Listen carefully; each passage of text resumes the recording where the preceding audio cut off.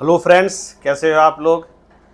तो जैसा कि मैंने आप लोगों से बोला हुआ है कि जो भी जून 24 में डीटी आईडीटी का पेपर था सीएमए इंटर का, उसके सारे सॉल्यूशंस मैं अपने YouTube channel Saurabh Bansal tech classes पे अपलोड करूंगा।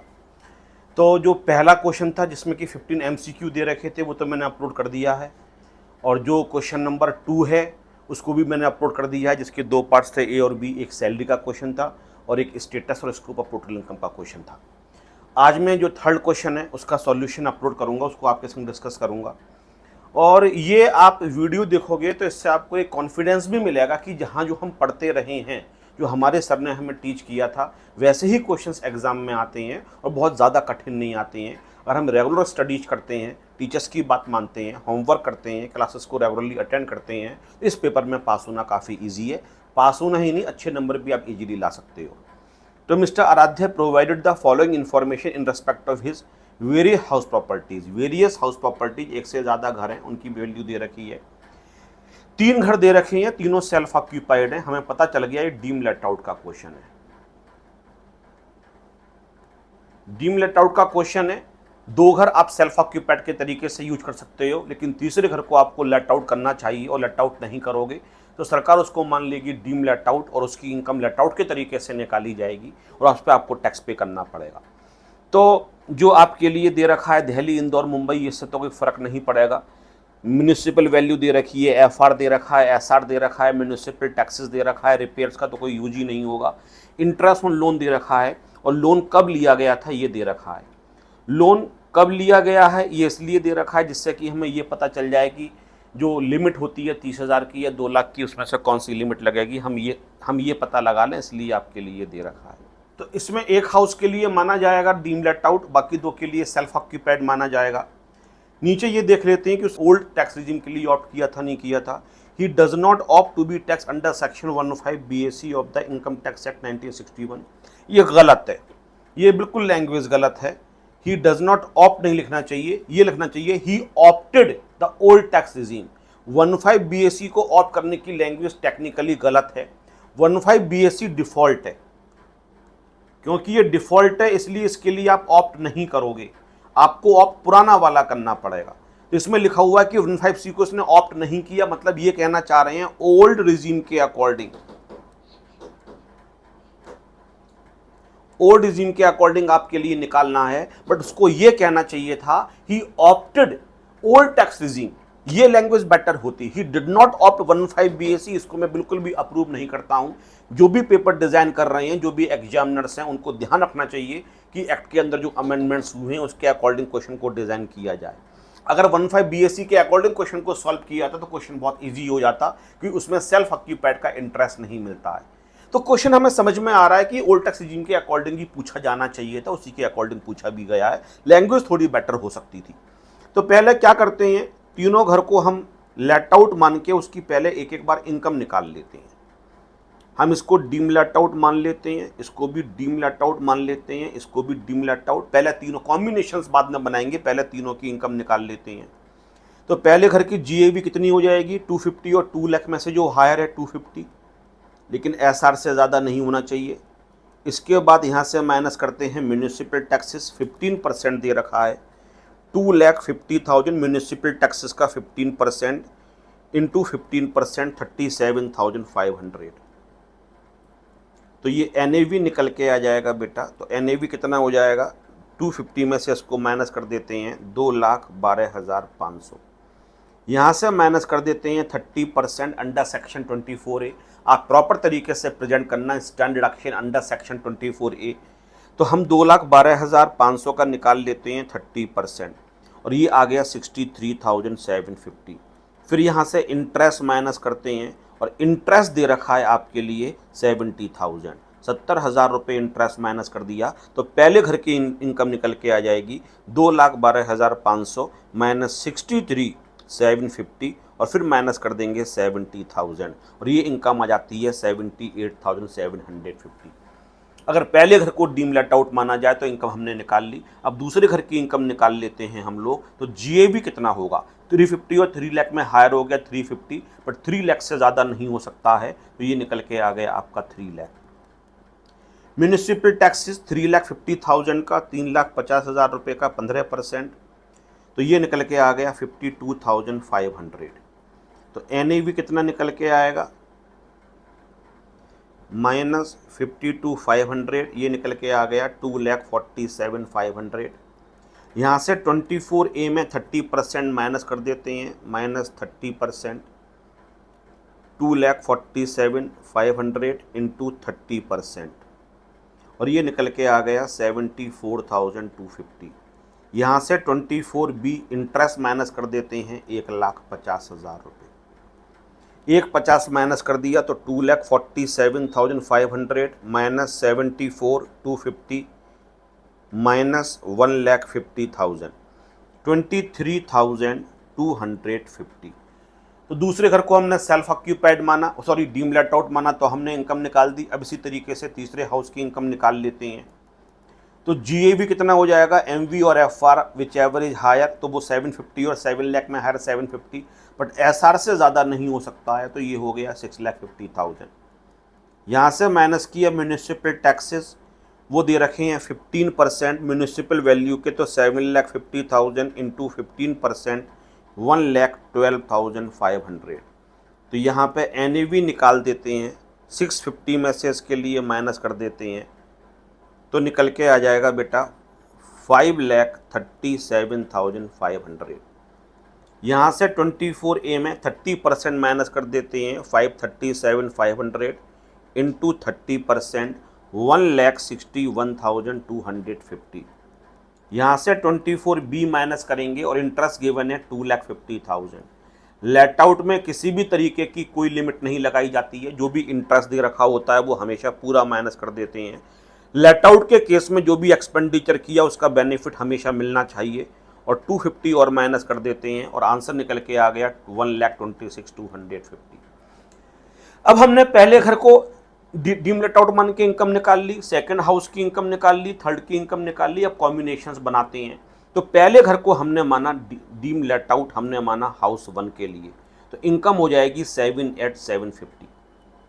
फिर सेल्फ ऑक्यूपाइड रेजिडेंस हमने हाउस 2 के लिए माना, तो यहाँ पे जो आपके लिए इंटरेस्ट था वो दे रखा था 1,50,000 रुपये।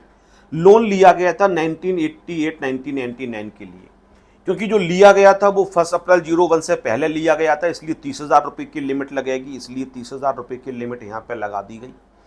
इसके बाद सेल्फ ऑक्यूपाइड रेजिडेंस हमने तीसरे हाउस के लिए भी मान लिया। यहाँ पे जो लिमिट लगेगी वो लोन लिया गया था 1920 में लिया गया था, इसलिए 2 लाख रुपए की लिमिट लगेगी। इस पर हमने यहाँ पे 2 लाख रुपए की लिमिट लगा दी। ये आपके लिए निकल के आ गया -30,000, -2 लाख, क्योंकि आप ये अज्यूम कर लो कि घर को कंस्ट्रक्शन या एक्विजिशन के लिए लिया गया था। हालांकि जो तीनों कंडीशंस होती है उसमें पहली कंडीशंस होती है लोन वाज टेकन ऑन और आफ्टर 1 अप्रैल 1999 फॉर एक्विजिशन और construction. Construction is complete within 5 years from the end of the year in which loan was taken, और तीसरी he obtains a certificate from the person to whom interest is paid. इसमें केवल ये दे रखा है loan कब लिया गया, किस पर्पज के लिए लिया गया, ये भी नहीं दे रखा है। इसमें यह भी नहीं दे रखा है कि 5 साल के अंदर मकान पूरा हुआ नहीं हुआ।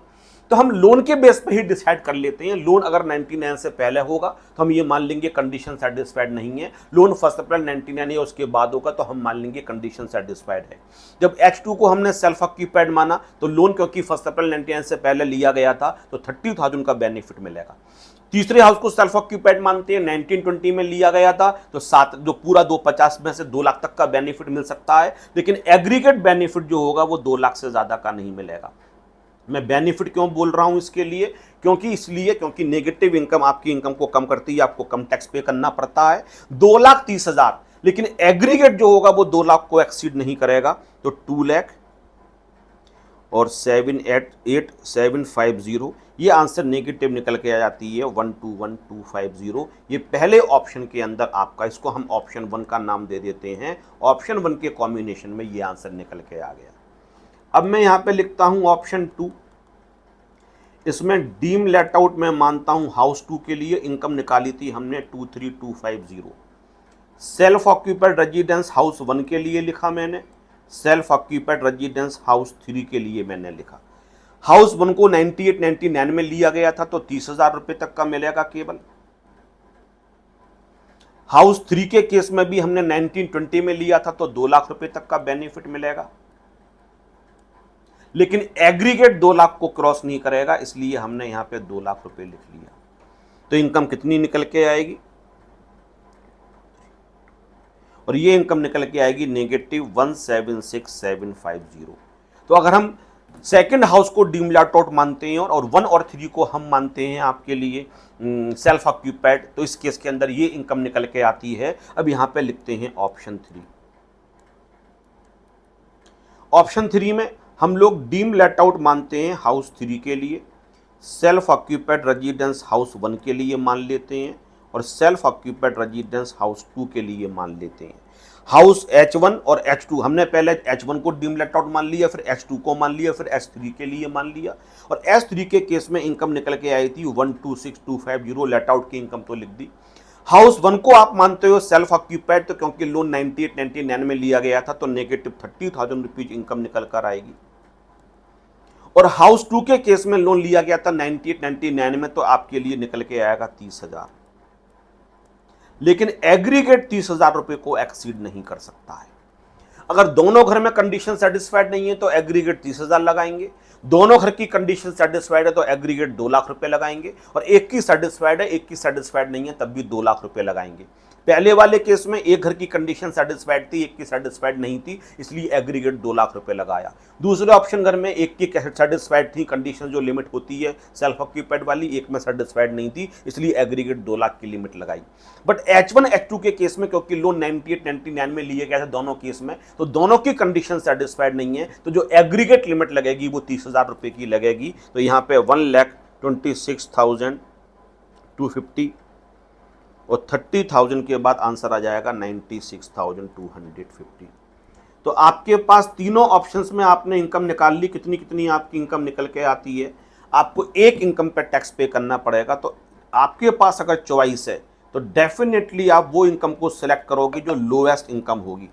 लोएस्ट इनकम होने से आपको कम टैक्स पे करना पड़ेगा, और अगर नेगेटिव में है तो आपको सेटअप का अच्छा बेनिफिट मिलेगा। और हम देखेंगे इन तीनों में सबसे छोटा कौन सा है, और वो निकल के आ जाएगा 1,76,750। जो सबसे लोएस्ट होगा, क्योंकि असेसी के पास अगर चॉइस है तो वो चाहेगा सबसे कम टैक्स पे करे, और यहाँ पे क्योंकि नेगेटिव है तो नेगेटिव भी आप ज़्यादा वाला लो, क्योंकि जब सेट ऑफ करोगे तो आपकी इनकम कम हो जाएगी। तो सबसे छोटा जो यहाँ पे है वो है 1,76,750, and this is the income from house property. इसको हम दूसरी हाउस प्रॉपर्टी की कोई और इनकम होगी उससे सेट ऑफ कर देंगे, और अगर हाउस प्रॉपर्टी के अंदर पॉजिटिव इनकम नहीं है तो डिफरेंट हेड्स में सेट ऑफ कर देंगे, और वहां भी अगर पॉजिटिव इनकम नहीं है या कम है तो 8 साल तक कैरी कर सकते हैं, और कैरी करने के बाद सेट ऑफ करेंगे। तो जो भी तीनों ऑप्शंस में लोएस्ट है that is 1,76,750, this is your answer, that is income from house property. Old tax regime के अकॉर्डिंग ये आंसर मैंने आपको निकाल के दिखा दिया। अब इसके बाद जो इसका सेकेंड पार्ट था बी, उसकी बात कर लेते हैं। जो बी पार्ट दे रखा है वो भी 7 मार्क्स का है। थर्ड के 2 पार्ट्स हैं, जैसे सेकंड के 2 पार्ट से 7 के, इस तरीके से थर्ड के भी 2 पार्ट हैं 7 मार्क्स के। दूसरा क्वेश्चन दे रखा है, Mister Aman engage in retail trade of stationery items, reports a turnover of ₹2,99,00,000 for the financial year 23-24। Amount received in cash during the previous year 23-24 is 13,50,000, and balance through prescribed electronic modes on or before the due date of filing the return is specified in section 130(1) of the Income Tax Act 1961. His income from the said business as per books of account is 14,50,000 computed as per the provisions of chapter 4th D profit and gains from business of profession of the Income Tax Act 1961. Retail trade is the only source of income for Mr. Aman. Assessment year 23-24 was the first year for which he declared his business income in accordance with the provisions of presumptive taxation under section 44 AD.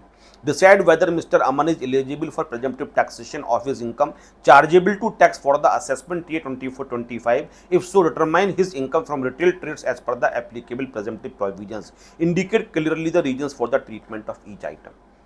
तो वो assessment year 23-24 में पहली बार गया था 44 AD के अंदर। 44 AD का subsection 4 मैंने आपको पढ़ाया था, या जहां भी आप लोग पढ़े थे आपके रेस्पेक्टिव टीचर ने पढ़ाया होगा, कि आगे के 5 सालों तक 44 AD में रहने में आपके लिए समझदारी है। 24-25 assessment year 25-26 assessment year 26-27, assessment year 27-28, assessment year 28-29। अगर आगे के 5 सालों में किसी एक साल वो 44 एडी में नहीं जाता है, एलिजिबल है तब भी नहीं जाता है, तो जिस साल भी वो छोड़ के नॉर्मल प्रोविजंस में आएगा उस साल से आगे 5 सालों तक दोबारा वो 44 एडी में नहीं आ पाएगा। आप पहली बार दे रखा है 23-24 में 44 एडी में आया, इसके आगे के 5 सालों में आपको एडवाइस किया जा रहा है 44 एडी में रहो। अगर इसमें से किसी एक ईयर में 44 एडी से आप निकल जाते हो तो जिस ईयर में आप बाहर जाओगे उसके अगले 5 सालों में दोबारा से 44 एडी के लिए आप एलिजिबल नहीं होगे। हमें 24-25 का पता लगाना है कि क्या वो 44 एडी के लिए एलिजिबल है। तो वैसे तो लिखा हुआ था कि टर्नओवर 2 करोड़ को एक्सीड नहीं करना चाहिए, लेकिन यहां पे दे रखा है 2 करोड़ 99 लाख। याद करो जब मैं आपको 44 एडी पढ़ा रहा था तो मेरी क्या लैंग्वेज थी, मैंने कि मैं गारंटी ले रहा हूं 44 एडी के बिना पेपर नहीं बनेगा। जो मैंने आपकी मैराथन क्लासेस ली थी बिल्कुल एग्जाम से पहले, उसमें भी मैंने आपको प्रेजम्पटिव टैक्सेशन कराया था और मैंने कहा था कि आपको या तो 44 एडी का क्वेश्चन मिलेगा या 44 एई का क्वेश्चन मिला था। मैंने आपसे ये 100% कहा था कि वादा कर रहा हूं क्वेश्चन मिलेगा, 44 एडी का क्वेश्चन मिल गया। लेकिन सर यहां पे तो टर्नओवर 2 करोड़ से ज्यादा का है। इस बार का अमेंडमेंट था, फाइनेंस एक्ट 23 ने अमेंडमेंट किया था कि अगर जो आपने कैश में अमाउंट रिसीव किया है वो 5% ऑफ टोटल टर्नओवर को एक्सीड नहीं करता है तो लिमिट 2 करोड़ से बढ़ा के 3 करोड़ रुपए कर दी जाएगी। उसका जो टोटल टर्नओवर दे रखा है 24 के अंदर वो दे रखा है 2 करोड़ 99 लाख, और जो कैश में रिसीव हुआ है वो कितना रिसीव हुआ है, वो रिसीव हुआ है 13,50,000। तो पहले हम क्या करते हैं 2 करोड़ 99 लाख का 5% निकाल लेते हैं। 2 करोड़ 99 लाख का 5% इंटू 5%, और ये निकल के आ गया 14,95,000। आप लिख दोगे जो कैश में रिसीव हुआ था वो एक्सीड नहीं कर रहा है 5% of the total turnover. Amount received in cash does not exceed 5% of the total turnover, इसलिए प्रिजम्पटिव टैक्सेशन की जो लिमिट होती है टर्नओवर की उसको 2 करोड़ से बढ़ा के कितना कर दिया जाएगा, 3 करोड़ कर दिया जाएगा। और इस क्वेश्चन में उसका टर्नओवर 2 करोड़ 99 लाख रुपीस दे रखा है। He is eligible for the 44 AD. तो पहला आंसर तो आगे जो पूछा गया है क्या एलिजिबल है, डेफिनेटली एलिजिबल है वो 44 एडी के इस साल के अमेंडमेंट के अकॉर्डिंग, क्योंकि कैश में उसने जो रिसीव किया वो टोटल टर्नओवर के 5% को एक्सीड नहीं कर रहा है, तो 2 करोड़ वाली लिमिट को एनहेंस करके 3 करोड़ रुपए कर दिया जाएगा। वो 44 एडी के लिए डेफिनेटली एलिजिबल है। तो अगर 44 एडी के लिए एलिजिबल है तो इनकम निकालते हैं, तो इनकम अंडर सेक्शन 44 एडी निकाल देते हैं। इसमें जो बैंकिंग चैनल के थ्रू लोगे उस पर तो 6% लगाएंगे, बाकी 8% लगाएंगे। तो कैश में आपने कितना रिसीव किया था 13,50,000, इसका तो निकाल देते हैं 8%, और बैलेंस कितना हो जाएगा 2 करोड़ 99 लाख। 2 करोड़ 99 लाख इसमें से माइनस कर देते हैं 13,50,000। 1350 माइनस कर देंगे तो बच जाएगा 2 करोड़ 85,50,000। 2 करोड़ 85,50,000 इसका निकाल देते हैं 6%। तो पहले इसी का सीधे 6% निकाल देते हैं इंटू 6%, और ये निकल के आ गया बेटा 17,13,000। 17,13,000, और इसके बाद जो 13,50,000 उसका निकाल देते हैं 8%, और ये आ जाएगा 1,08,000। तो कैश वाले का 8% और जो बैंकिंग चैनल के थ्रू आपने लिया था 17,80,000 उसका आ गया। इन दोनों को ऐड कर देते हैं प्लस 17,13,000, और ये आ गया 18,21,000 में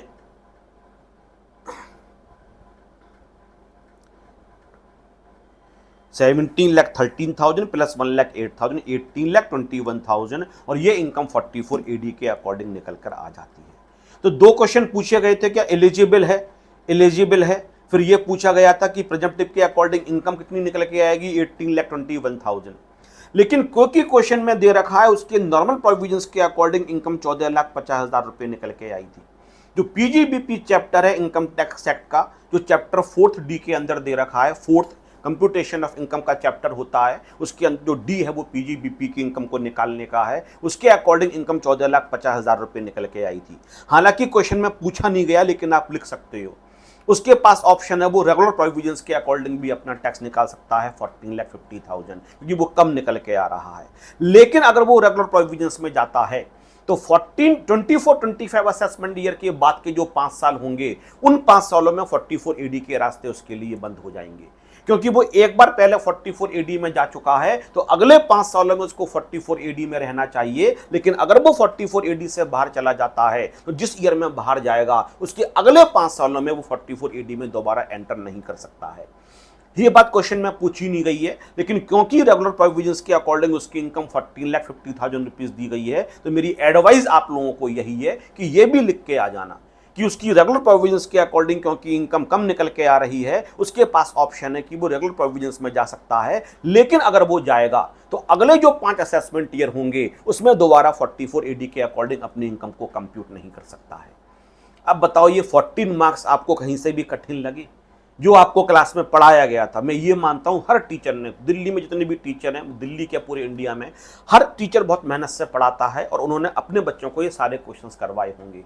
जहां तक मेरा सवाल है, मेरे स्टूडेंट इस बात की गवाही देंगे, विटनेस हैं इस बात के, हाँ सर ऐसे क्वेश्चंस आपने हमें क्लास में करवाए थे। नीचे कमेंट में आप लिख के बताओ कि मैंने आपको करवाए थे, नहीं करवाए थे क्लास के अंदर ये क्वेश्चंस। मैंने बोला था, नहीं बोला था कि 44 एडी डेफिनेटली एग्जाम में आएगा, 44 एडी या 44 ए ही आएगा, ये मैंने कहा था, नहीं कहा था आपसे? आपको चैनल सब्सक्राइब करना है, बहुत सारे लोगों से सब्सक्राइब करवाना है। और अगर ये वीडियोज आपको अच्छी लग रही हैं, आपके लिए फ्रूटफुल हैं, यूजफुल हैं, तो आप इस चैनल को सब्सक्राइब करें और इन वीडियोज को आप लाइक भी करें और अपने फ्रेंड्स के लिए आप आगे फॉरवर्ड भी करें। जो बेनिफिट आपको मिल रहा है वो औरों को भी मिलना चाहिए। Have a nice day. Thank you very much.